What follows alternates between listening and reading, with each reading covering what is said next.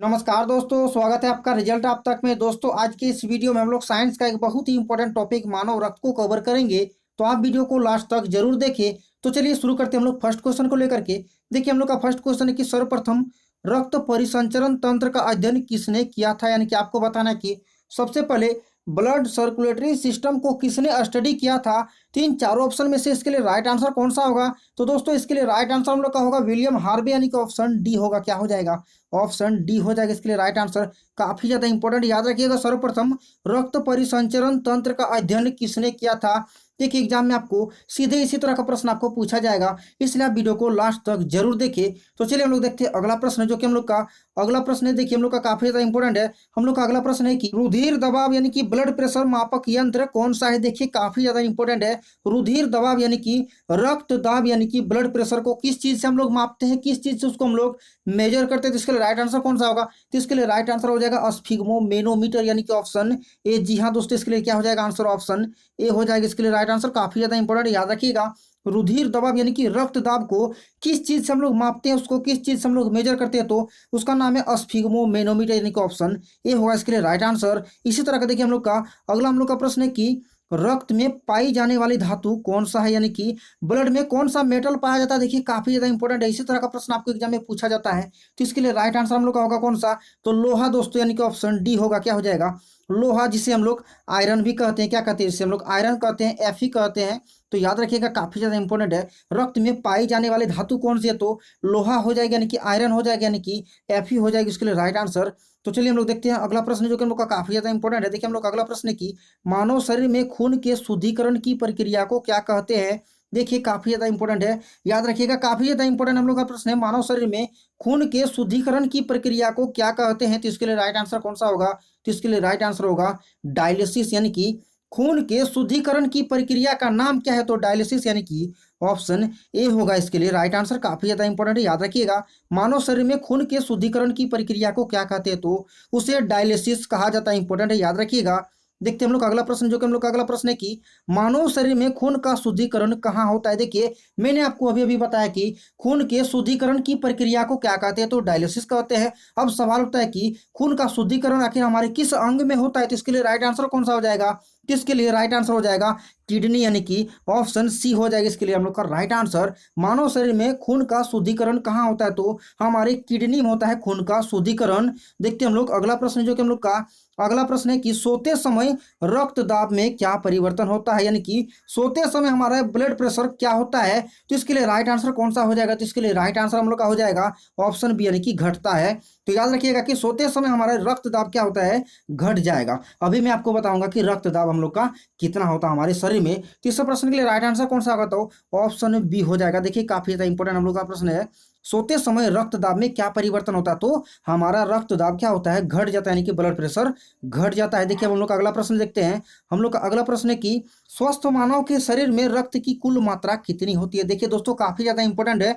स्वस्थ मानव के शरीर में रक्त की कुल मात्रा कितनी होती है, प्रश्न आपको इसी तरह का पूछा जाता है। तो दोस्तों, आप याद रखिएगा कि स्वस्थ मानव में शरीर में रक्त की कुल मात्रा, हमें आपको यह बता दूं कि शरीर के कुल वजन का 7% होता है। दोस्तों, याद रखिएगा, हमारे शरीर के कुल वजन का 7% हमारे शरीर में रक्त होते हैं। यानी कि इसके लिए राइट आंसर कौन सा होगा, तो ऑप्शन सी हो जाएगा। शरीर के वजन का 7% होता है। स्वस्थ मानव के शरीर में रक्त की कुल मात्रा कितनी होती है, तो शरीर के वजन का 7% होता है। इंपॉर्टेंट है, याद रखिएगा। हम लोग बढ़ते हैं अगले क्वेश्चन की ओर। देखिए, हम लोग का अगला क्वेश्चन जबरदस्त हम लोग का प्रश्न है, निम्नलिखित में से किनकी भित्तियों पर रक्त द्वारा डाले गए दबाव को रक्त दाब यानी कि ब्लड प्रेशर कहते हैं। देखिए, काफी ज्यादा हम लोग का इंपॉर्टेंट प्रश्न है, जिसके लिए राइट आंसर हम लोग का कौन सा होगा। तो इसके लिए राइट हम लोग का आंसर हो जाएगा ऑप्शन सी, यानी कि धमनी। क्या हो जाएगा, धमनी हो जाएगा इस प्रश्न का राइट आंसर। याद रखिएगा, काफी ज्यादा हम लोग का इंपॉर्टेंट है। निम्नलिखित में से किनकी भित्तियों पर रक्त द्वारा डाले गए दबाव को रक्त दाब यानी कि ब्लड प्रेशर कहते हैं, तो धमनी के द्वारा डाले गए दबाव को। चलिए हम लोग बढ़ते हैं अगले प्रश्न की ओर। देखिए, हम लोग का अगला प्रश्न है कि मानव शरीर में लाल रक्त कण का निर्माण कहाँ होता है। लाल रक्त कण यानी कि आरबीसी, यानी कि रेड ब्लड सेल हो जाएगा। तो मानव शरीर में लाल रक्त कण का निर्माण कहाँ होता है। तो दोस्तों, याद रखिएगा, हमारे शरीर में आरबीसी का निर्माण यानी कि लाल रक्त कणिका यानी कि लाल रक्त कण का निर्माण हमारे अस्थि मज्जा यानी कि बोन मैरो में होता है। याद रखिएगा, काफी ज्यादा हम लोग का इंपॉर्टेंट है। मानव शरीर में लाल रक्त कण का निर्माण कहाँ होता है? तो अस्थि मज्जा में होता है, यानी कि बोन मैरो में होता है। याद रखिएगा, ऑप्शन डी हो जाएगा इसके लिए राइट आंसर। देखिए हम लोग का अगला प्रश्न, हम लोग का जबरदस्त हम लोग का प्रश्न है, आरबीसी का कब्रिस्तान निम्न में से किसे कहा जाता है? यानी कि आरबीसी आरबीसी का आपको कब्रिस्तान का नाम पूछा है, तो इसके कब्रिस्तान का नाम होता है क्या? प्लीहा, यानी कि स्प्लीन। क्या होता है? प्लीहा, यानी कि ऑप्शन सी हो जाएगा इसके लिए राइट आंसर। देखिए इसका नाम प्लीहा कभी देगा आपको, कभी देगा आपको स्प्लीन, कभी देगा आपको तिल्ली। तो आपको ये तीनों ही याद रखना है। आरबीसी का कब्रिस्तान निम्न में से किसे कहा जाता है? तो प्लीहा को कहा जाता है, यानी कि स्प्लीन को कहा जाता है, यानी कि तिल्ली को कहा जाता है। इंपॉर्टेंट, याद रखिएगा दोस्तों। हम लोग बढ़ते हैं अगले क्वेश्चन के। हम लोग का अगला क्वेश्चन है कि आरबीसी का जीवन काल कितना होता है, यानी कि उसका लाइफ टाइम कितना होता है? आरबीसी का आपको लाइफ टाइम पूछा है कि कितना दिन उस जिंदा रह सकता है, तो इसके लिए राइट आंसर कौन सा हो जाएगा? इसके लिए राइट हम लोग का आंसर हो जाएगा 120 दिन, यानी कि ऑप्शन ए हो जाएगा इसके लिए हम लोग का राइट आंसर। क्या हो जाएगा?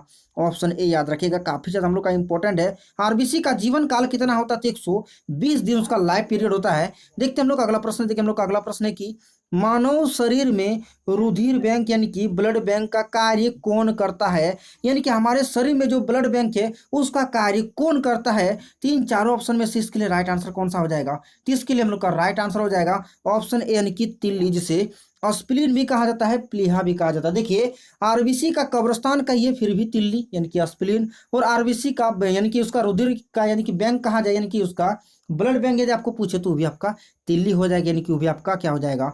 स्प्लीन हो जाएगा। दोस्तों याद रखिएगा, काफी ज्यादा हम लोग का इंपॉर्टेंट है। मानव शरीर में रुधिर बैंक यानी कि ब्लड बैंक का कार्य कौन करता है? तो तिल्ली करता है। दोस्तों याद रखिएगा। हम लोग बढ़ते अगले प्रश्न की ओर। देखिए हम लोग का अगला प्रश्न है कि आरबीसी का मुख्य कार्य निम्न में से कौन सा है? देखिए आरबीसी का आखिर कार्य क्या है, उसका वर्क क्या है? तो दोस्तों याद रखिएगा, आरबीसी का हम लोग का कार्य है कि ऑक्सीजन का परिवहन करना। ऑक्सीजन का परिवहन, यानी कि ऑप्शन बी ना होगा इसके लिए राइट आंसर। क्या है आरबीसी का मुख्य कार्य? क्या है? तो ऑक्सीजन का परिवहन करना है इसका मुख्य कार्य। याद रखिएगा, इंपॉर्टेंट है। हम लोग बढ़ते हैं अगले क्वेश्चन को। देखिए हम लोग का अगला प्रश्न हम लोग का है कि श्वेत रक्त कण यानी कि डब्ल्यूबीसी यानी कि व्हाइट ब्लड सेल का मुख्य कार्य कौन सा है? देखिए मैंने आपको बताया अभी आरबीसी का मुख्य कार्य। अब जानिए यहाँ पर डब्ल्यूबीसी का आखिर मुख्य कार्य क्या है? इसका क्या इसका मुख्य कार्य है? तो इसका मुख्य कार्य है रोग प्रतिरोधक क्षमता धारण करना, यानी कि ऑप्शन सी हो जाएगा दोस्तों इसके लिए राइट आंसर। श्वेत रक्त कण यानी कि डब्ल्यूबीसी का मुख्य कार्य कौन सा है? तो रोग प्रतिरोधक क्षमता धारण करना, यानी कि ऑप्शन सी होगा इसके लिए राइट आंसर। काफी ज्यादा इंपॉर्टेंट है, याद रखिएगा। बढ़ते हम लोग अगले प्रश्न की ओर। देखिए हम लोग का अगला प्रश्न है कि लाल रक्त कणिकाओं का उत्पादन निम्न में से किसके द्वारा होता है? देखिए काफी ज्यादा इंपॉर्टेंट है। लाल रक्त कणिकाओं का उत्पादन यानी कि उसका निर्माण निम्न में से किसके द्वारा होता है? तो इसके लिए राइट आंसर कौन सा होगा? तो इसके लिए राइट आंसर हो जाएगा अस्थि मज्जा, यानी कि बोन मेरो। मैंने आपको इसी तरह का प्रश्न अभी मैंने आपको बताया था, यानी कि लाल रक्त कणिकाओं का उत्पादन निम्न में से किसके द्वारा होता है? तो अस्थि मज्जा, यानी कि बोन मेरो, यानी कि ऑप्शन सी ना होगा इसके लिए राइट आंसर। बढ़ते हम लोग अगले प्रश्न की ओर। देखिए हम लोग का अगला प्रश्न है कि लाल रक्त कणिकाएं यानी कि आरबीसी किस नाम से जानी जाती है? फिर आप इसे यह कर लीजिए कि इसका बायोलॉजिकल नेम क्या हो जाएगा? तो आरबीसी का बायोलॉजिकल नाम हो जाएगा क्या? तो इसके लिए राइट हम लोग का आंसर हो जाएगा इरिथ्रोसाइट, यानी कि ऑप्शन ए हो जाएगा। क्या हो जाएगा? ऑप्शन ए हो जाएगा। दोस्तों काफी ज्यादा इंपॉर्टेंट है, इस तरह का प्रश्न आपको पूछा ही जाता है एग्जाम में, इसीलिए वीडियो को आप लास्ट तक जरूर ही देखें। देखिए लाल रक्त कणिका किस नाम से जानी जाती है? तो इरिथ्रोसाइट के नाम से जानी जाती है। हम लोग अगला क्वेश्चन को देखते हैं। देखिए हम लोग का अगला क्वेश्चन है कि सफेद रक्त कण यानी कि डब्ल्यूबीसी किस नाम से जानी जाती है? यानी कि डब्ल्यूबीसी का बायोलॉजिकल नेम क्या है? जिसके लिए राइट हम लोग का आंसर कौन सा होगा? इसके लिए राइट आंसर हम लोग का होगा ल्यूकोसाइट, यानी कि ऑप्शन ए होगा। क्या हो जाएगा? ऑप्शन ए, यानी कि ल्यूकोसाइट हो जाएगा इसके लिए राइट आंसर। जब आपको आरबीसी का यदि आपको नाम पूछेगा तो क्या था हम लोग का आरबीसी का नाम? इरिथ्रोसाइट। और यदि आपको डब्ल्यूबीसी के यदि आपको नाम पूछेगा तो ल्यूकोसाइट। याद रखिएगा, काफी ज्यादा हम लोग का इंपॉर्टेंट प्रश्न है। बढ़ते हम लोग अगले प्रश्न की ओर। देखिए हम लोग का अगला प्रश्न है कि रक्त में लाल रंग निम्न में से किसके कारण होता है? देखिए हमारा जो रक्त है उसमें जो लाल रंग होता है वो किसके मौजूदगी के कारण होता है? किसके कारण होता है? तो इसके लिए राइट आंसर क्या हो जाएगा? इसके लिए राइट आंसर होगा हीमोग्लोबिन। हमारे रक्त में हीमोग्लोबिन पाया जाता है, जिसके वजह से हमारा रक्त क्या होता है? लाल दिखता है, यानी कि ऑप्शन बी होगा इसके लिए राइट आंसर। काफी ज्यादा इंपॉर्टेंट है, याद रखिएगा। बढ़ते हम लोग अगले प्रश्न की ओर। देखिए हम लोग का अगला प्रश्न है कि मानव शरीर में हीमोग्लोबिन का कार्य कौन सा? देखिए हीमोग्लोबिन का आखिर हम लोग का कार्य क्या है? तो याद रखिएगा, हीमोग्लोबिन का ही कार्य होता है ऑक्सीजन का परिवहन करना। जो हमारे आरबीसी में पाया जाता है हीमोग्लोबिन, तो आरबीसी में हीमोग्लोबिन पाया जाता है और हीमोग्लोबिन का कार्य क्या है? तो ऑक्सीजन का परिवहन, यानी कि ऑप्शन ए होगा इसके लिए राइट आंसर। कभी आपको आरबीसी देगा तो कभी आपको हीमोग्लोबिन देगा। तो याद रखिएगा दोनों ही इसके लिए आंसर होगा सही, है ना, क्योंकि आरबीसी में ना हीमोग्लोबिन पाया जाता है ना। तो कभी आपको आरबीसी देगा, कभी आपको हीमोग्लोबिन देगा, तो आप कंफ्यूज मत होइएगा, ठीक है ना। तो इसके लिए राइट आंसर क्या हो जाएगा, ऑक्सीजन का परिवहन। यदि आपको पूछेगा आरबीसी का मुख्य कार्य तो वो भी हो जाएगा ऑक्सीजन का परिवहन, और आपको देगा हीमोग्लोबिन का मुख्य कार्य तो भी हो जाएगा ऑक्सीजन का परिवहन। इंपॉर्टेंट, याद रखिएगा। बढ़ते हम लोग अगले क्वेश्चन की। देखिए हम लोग का अगला क्वेश्चन है कि मनुष्य के रक्त में श्वेत रक्त रुधिराणुओं की कौन सी किस्म अधिक होती है, यानी कि हमारे रक्त में जो डब्ल्यूबीसी की कौन सी किस्म सबसे अधिक मात्रा में पाई जाती है। तो इसके लिए हम लोग का राइट आंसर कौन सा होगा, तो इसके लिए राइट आंसर हम लोग का होगा न्यूट्रोफिल्स, यानी कि ऑप्शन डी हो जाएगा दोस्तों। क्या हो जाएगा, ऑप्शन डी हो जाएगा इसके लिए राइट आंसर। काफी ज्यादा इंपॉर्टेंट, याद रखिएगा। मनुष्य के रक्त में श्वेत रक्त रुधिराणुओं की कौन सी किस्म अधिक होती है, तो न्यूट्रोफिल से अधिक होती है। काफी ज्यादा इंपॉर्टेंट है, याद रखिएगा। बढ़ते हम लोग अगले प्रश्न की। देखिए हम लोग का अगला प्रश्न है कि जब कोई बाहरी पदार्थ मानव रुधिर प्रणाली में प्रविष्ट होता है तो प्रतिक्रिया कौन प्रारंभ करता है, यानी कि जब कोई बाहरी पदार्थ यानी कि कोई बाहर से पदार्थ जब हमारे रुधिर यानी कि जब हमारे ब्लड में जब हमारे प्रवेश करते हैं, यानी कि आते हैं, तो सबसे पहले प्रतिक्रिया कौन प्रारंभ करता है, यानी कि मार काट सबसे पहले कौन शुरू करता है। तो दोस्तों याद रखिएगा, जब भी बाहर से हमारे कोई अन्य यदि कोई भी पदार्थ आती है हमारे ब्लड में, तो उसको भगाने का काम, उसको नाश करने का काम सबसे पहले शुरू करता है डब्ल्यूबीसी, यानी कि ऑप्शन बी हो जाएगा इसके लिए राइट आंसर। डब्ल्यूबीसी यानी कि व्हाइट ब्लड सेल, यानी कि श्वेत रक्त कणिका। याद रखिएगा, इंपॉर्टेंट, याद रखिएगा। जब कोई बाहरी पदार्थ मानव रुधिर प्रणाली में प्रविष्ट होता है तो प्रतिक्रिया कौन प्रारंभ करता है, यानी कि शुरुआत कौन करता है, तो डब्ल्यूबीसी करता है। इंपॉर्टेंट है, याद रखिएगा। बढ़ते हम लोग अगले प्रश्न की ओर। देखिए हम लोग अगला प्रश्न है कि किसके मौजूदगी के कारण शरीर के भीतर रक्त जमता नहीं है। अब यदि हमारे शरीर के भीतर यदि रक्त का यदि जमाव हो जाएगा तो क्या हो जाएगा, आदमी की डेथ हो जाएगा। इसीलिए हमारे शरीर के अंदर जब रक्त ना जमे तो उसके लिए हमारे शरीर में कौन जिम्मेदार होता है, कौन मौजूद होता है, तो याद रखिएगा हेपेरिन के कारण ही हमारे शरीर के अंदर रक्त नहीं जमता है, यानी कि ऑप्शन डी हो जाएगा इसके लिए राइट आंसर। काफी ज्यादा इंपॉर्टेंट, याद रखिएगा। हेपेरिन हमारे शरीर में एकमात्र ऐसा पदार्थ पाया जाता है जिसकी मौजूदगी के कारण हमारे शरीर के अंदर खून नहीं जमता है। तो याद रखिएगा हेपेरिन हो जाएगा इसके लिए राइट आंसर। बढ़ते हम लोग अगले प्रश्न की ओर। देखिए हम लोग का अगला प्रश्न है कि कौन सी रक्त वाहिकाएं साफ रक्त फेफड़ों से हृदय में ले जाती है। अब साफ रक्त ही फेफड़ा से हमारे हृदय तक जाती है, तो कहा गया है कि साफ रक्त को हमारे हृदय से फेफड़ा में हमारे फेफड़ा से हृदय में कौन लाता है। तो याद रखिएगा इसके लिए राइट आंसर कौन सा हो जाएगा, इसके लिए राइट आंसर हो जाएगा फुसफुस शिरा, यानी कि ऑप्शन बी। याद रखिएगा, काफी ज्यादा इंपॉर्टेंट है। कौन सी रक्त वाहिकाएं साफ रक्त फेफड़ों से हृदय में ले जाती है, तो फुसफुस शिरा हो जाएगी, यानी कि ऑप्शन बी हो जाएगा इस प्रश्न के लिए राइट आंसर।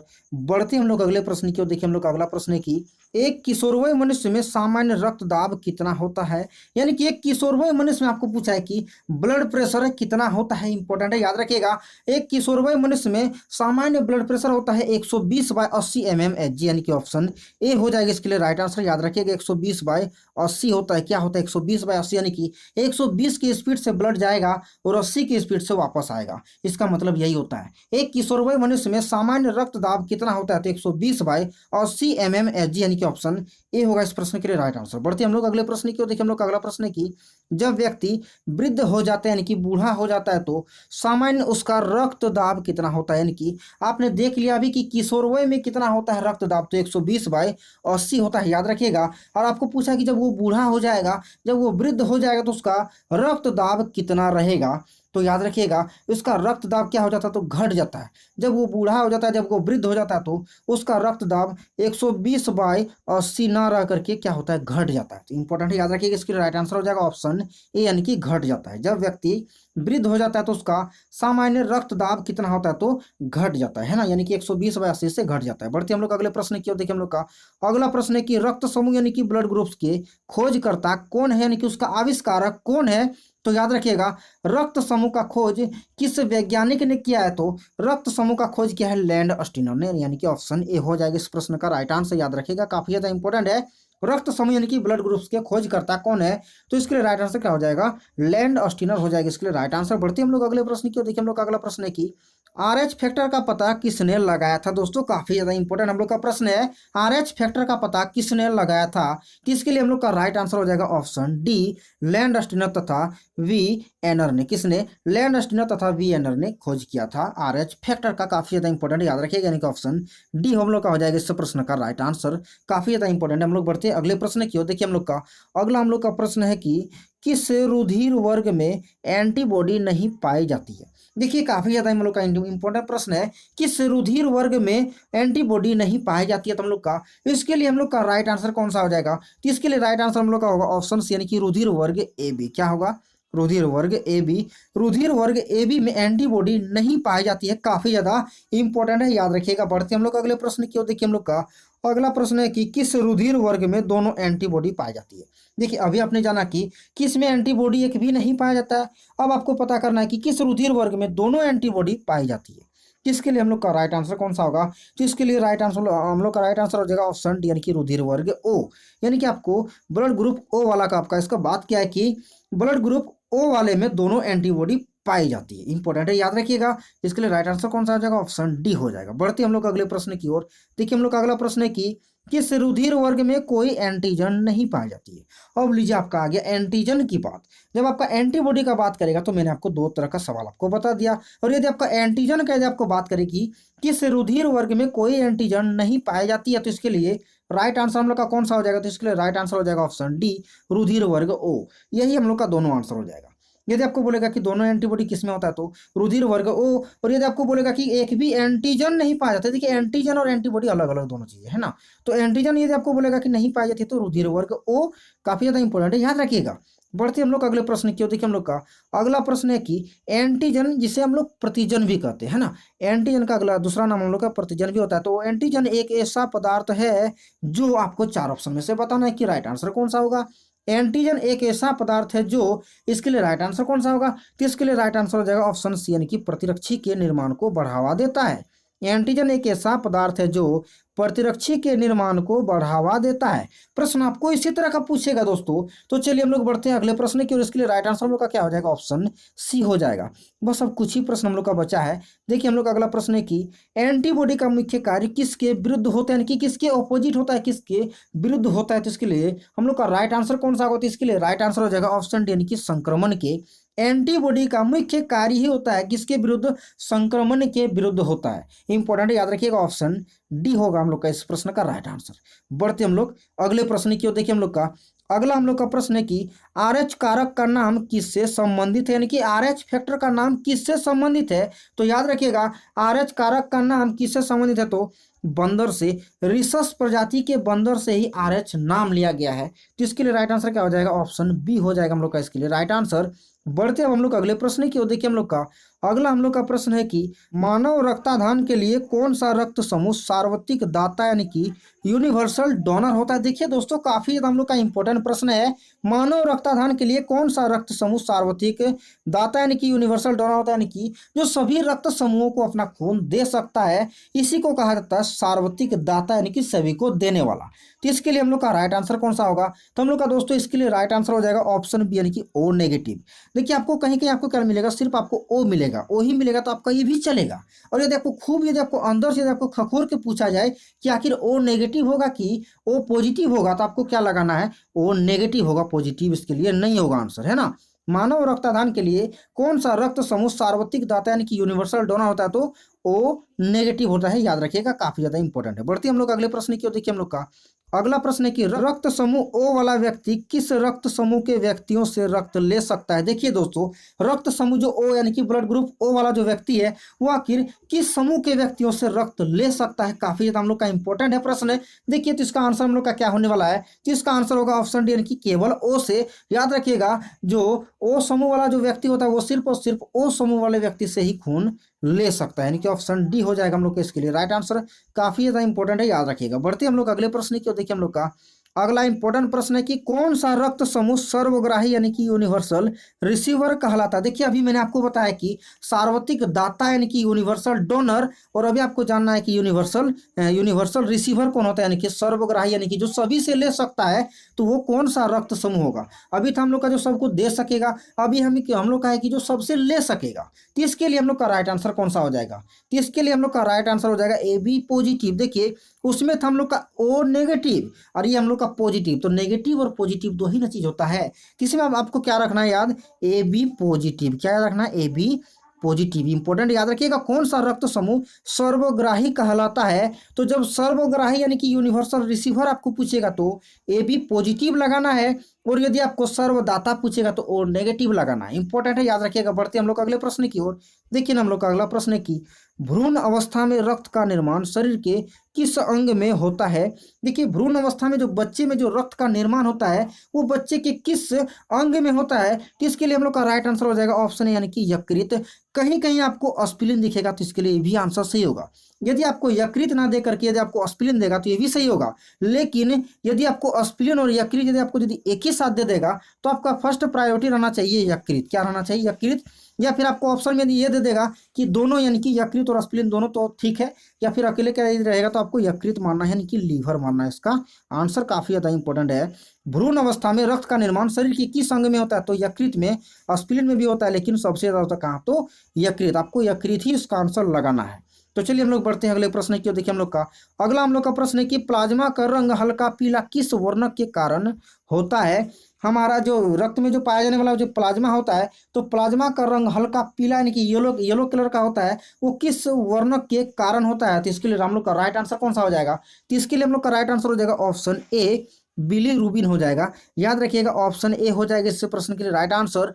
प्लाज्मा का रंग हल्का पीला किस वर्णक के कारण होता है? तो बिलीरुबिन के कारण होता है। इंपॉर्टेंट है, याद रखिएगा। बढ़ते हम लोग अगले प्रश्न की ओर। देखिए हम लोग का अगला प्रश्न है कि मानव रक्त का पीएच मान कितना होता है? यानी कि हमारे रक्त का यानी कि हमारे ब्लड का पीएच मान कितना होता है? तो इसके लिए हम लोग का राइट आंसर कौन सा हो जाएगा? 7.4। इंपॉर्टेंट है, याद रखिएगा ऑप्शन ए हो जाएगा इसके लिए राइट आंसर। मैंने पीएच मान पर पूरी एक वीडियो ही बना डाली है, तो आप जाके यूट्यूब पर देख सकते हैं, मैं लिंक डिस्क्रिप्शन में दे दूंगा। मानव रक्त का पीएच मान कितना होता है? तो 7.4 यानी कि ऑप्शन ए हो जाएगा हम लोग का इस प्रश्न के लिए राइट आंसर। बढ़ते हम लोग अगले प्रश्न की ओर। देखिए हम लोग का अगला प्रश्न है कि रक्त का थक्का जमाने में निम्न में से कौन सा प्रोटीन सहायक होता है? जब हमें चोट लग जाता है तो देखिएगा कि कुछ समय बाद रक्त बहना बंद हो जाता है, वहां पर क्या होता है? एक पट्टी टाइप का पड़ जाता है, तो उसी को कहा जाता है कि थक्का जमना, रक्त का थक्का जमना।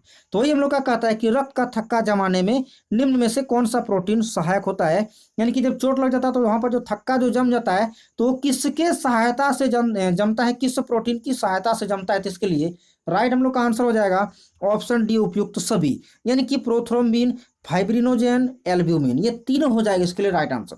आपको ऑप्शन में कभी कभी सिर्फ प्रोथ्रोम्बिन देगा, उसके साथ आपको दो गो कुछ भी अटपटांग ऑप्शन दे देगा, या फिर फाइब्रिनोजेन देगा, या फिर एल्ब्यूमिन देगा। तो याद रखिएगा यदि आपका ये चारों ऑप्शन यदि रहेगा और इसमें चौथा ऑप्शन आपको देगा कि इनमें से कोई नहीं, याद रखिएगा इनमें से कोई नहीं, तो आपको कौन सा ऑप्शन लगाना है? तो ऑप्शन बी लगाना है, यानी कि फाइब्रिनोजेन। सबसे पहले आपको फर्स्ट प्रायोरिटी देना है फाइब्रिनोजेन को।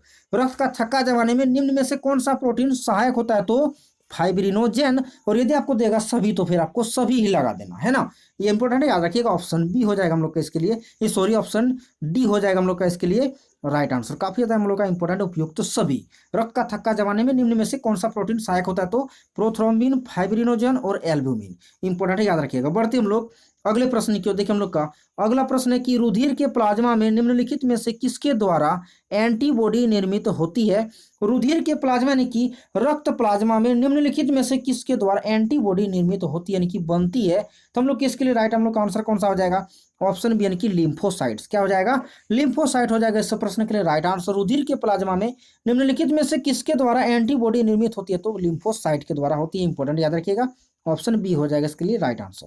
बढ़ते हम लोग अगले प्रश्न की ओर। देखिए हम लोग का अगला हम लोग का प्रश्न है कि मानव रक्त प्लाज्मा में प्राय पानी की प्रतिशत मात्रा में कितनी भिन्नता होती है? देखिए ये प्रश्न काफी ज्यादा इंपॉर्टेंट है और काफी बार हम लोग का ये प्रश्न पूछा भी है एग्जाम में। एसएससी का एग्जाम हो, रेलवे का एग्जाम हो, हर एक एग्जाम में ये प्रश्न पूछे जा चुके हैं। मानव रक्त प्लाज्मा में प्राय पानी की प्रतिशत मात्रा में कितनी भिन्नता होती है?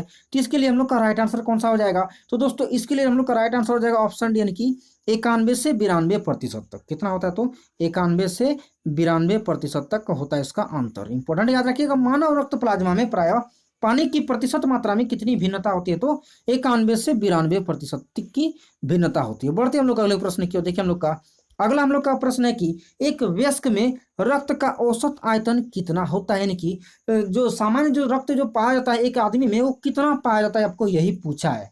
तो हम लोग का इसके लिए राइट आंसर क्या हो जाएगा? ऑप्शन सी, यानी कि 5 से 6 लीटर।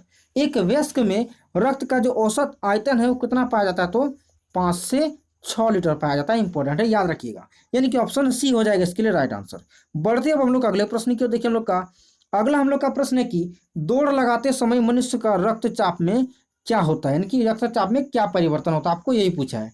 दौड़ लगाते समय मनुष्य का रक्तचाप में क्या होता है, तो याद रखिएगा इसके लिए हम लोग का राइट आंसर क्या हो जाएगा, बढ़ जाता है।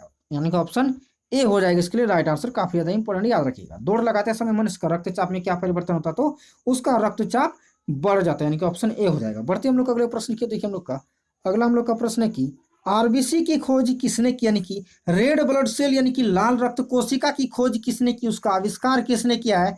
तीसरे प्रश्न के लिए हम लोग का राइट आंसर कौन सा हो जाएगा, ऑप्शन ए यानी कि ल्यूवेन हॉक ने। दोस्तों याद रखिएगा आरबीसी की खोज ल्यूवेन हॉक ने किया था। इंपॉर्टेंट है, याद रखिएगा, इसी तरह का प्रश्न पूछा जाता है। बढ़ते हम लोग अगले प्रश्न की। बस हम लोग का 5 ही प्रश्न हम लोग का बचा, 50 प्रश्न हम लोग को देखना है इस वीडियो में।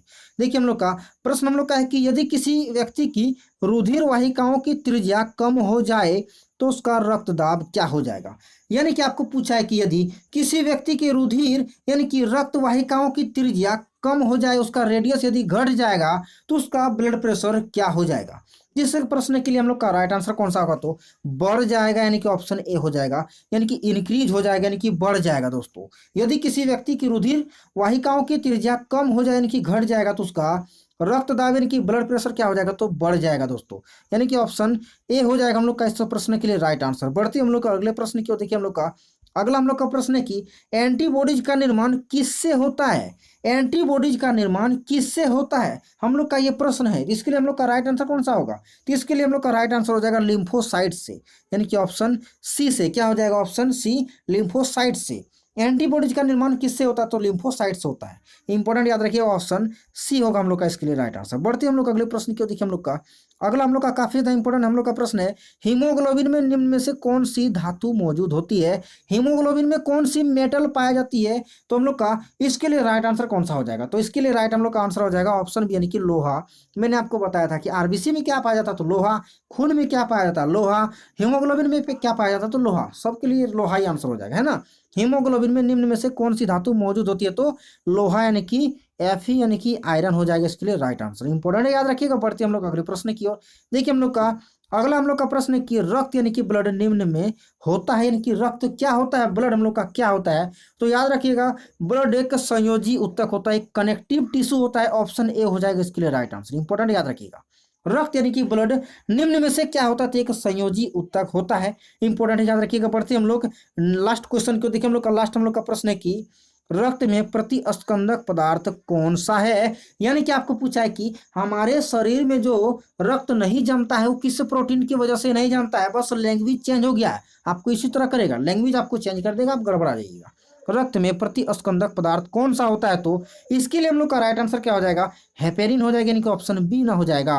क्या हो जाएगा, हेपेरिन। हेपेरिन ही एकमात्र हमारा ऐसा पदार्थ है शरीर में जिसके कारण हमारे शरीर के अंदर का रक्त नहीं जमता है, या फिर अब यदि जम जाएगा शरीर के अंदर तो क्या हो जाएगा, आदमी डेथ हो जाएगा, उसका मरण हो जाएगा। यानी कि हेपेरिन के कारण ही हमारे शरीर के अंदर रक्त नहीं जमता है। अब देखिए मैं आपको एक प्रश्न देता हूं जिसका आंसर आपको कमेंट बॉक्स में देना ही है। निम्न में से एबीओ रक्त समूह का आविष्कार किसने किया, यानी कि एबीओ सिस्टम किसने खोजा है ना। एबीओ सिस्टम, रक्त समूह में एबीओ सिस्टम का खोज किसने किया है, आपको बताना है। इन 4 ऑप्शन में से कौन सा हो जाएगा, तो इस वीडियो का आंसर आप कमेंट बॉक्स में जरूर दे। इस वीडियो में इतना ही था, मिलते हैं हम लोग इसके नेक्स्ट वीडियो पर। क्या कीजिएगा ना, यदि आप चैनल पर नए आए हैं तो क्या कीजिएगा, चैनल को एक बार सब्सक्राइब कर लीजिएगा, और यदि आपको पसंद आएगा तो क्या कीजिएगा, वीडियो को लाइक कर दीजिएगा और अपने दोस्तों के साथ भी शेयर कर लीजिएगा। तो चलिए मिलते हैं हम लोग किसी और वीडियो पर, तब तक के लिए आप सभी का धन्यवाद।